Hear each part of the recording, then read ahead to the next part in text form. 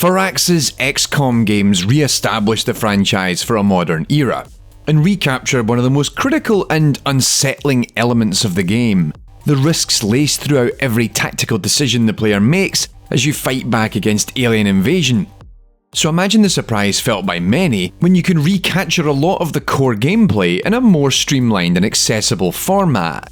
I'm Tommy Thompson, and in this Smoke and Mirrors episode, let's talk about the risk-reward and combat framework of Mario & Rabbids Kingdom Battle, developed by Ubisoft Paris and Ubisoft Milan, released in 2017.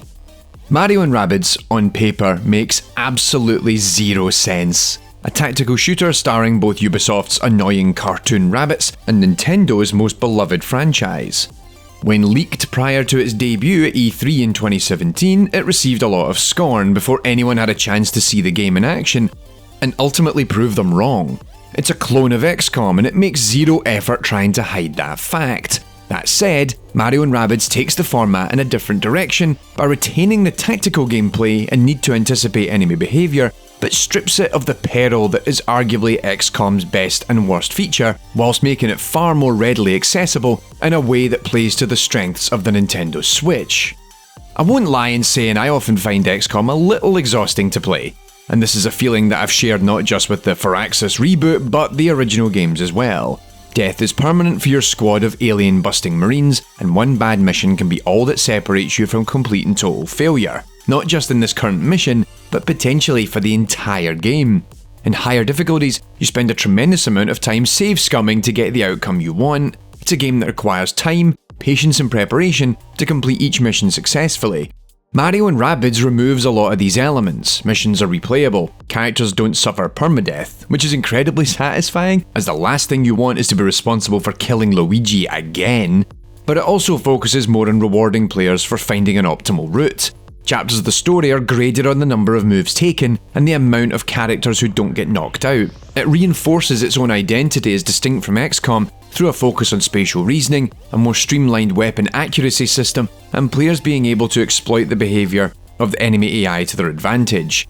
In each turn of combat, players can use the Tacticam to examine the range within which a character can attack, but also move for a given turn. Over time, you get quite a variety of characters. Enemies that will run forward, slide attack, back off and fire, those that throw grenades, heal their allies, or group up and attack players in close combat. With practice, you can begin to exploit this information for purposes of prioritising targets, and when using the hero sight, which is essentially the Overwatch ability from XCOM, that allows you to target moving enemies within range in between your turns.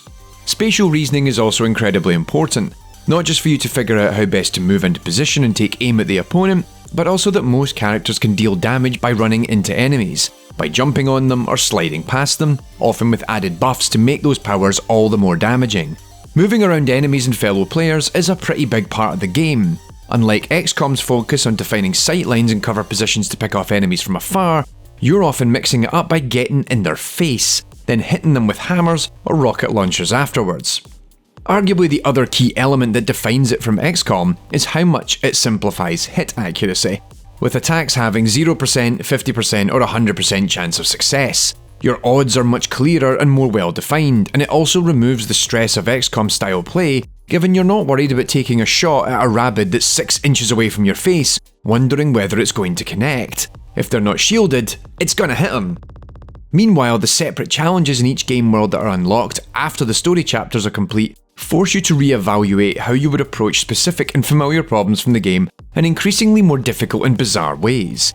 It's a refreshing change, and actually forces you to better understand the mechanics of the game, and, perhaps more importantly, how the enemy AI characters will act in specific contexts. This includes exploiting chain chomps to attack other enemies, to having enemies blindly attacking you, failing to realise that their attacks will cause radial damage and hurt their allies, all the way to knowing which enemies will attack players in certain circumstances, such that you will bounce into locations you need to reach as part of a challenge. On first pass, it might seem like Mario & Rabbids is a dumbed down approach to XCOM, but rather it's a more focused and more accessible approach to that gameplay model and could very well introduce players to the Firaxis franchise. Meanwhile, I find Mario & Rabbids provides you with a quick and often satisfying gameplay experience that plays to the Switch's strengths. XCOM often requires an hour of my time to prepare a mission, deploy, move out, and complete it as best I can, with all those worries of permadeath and lost resource at the back of your mind.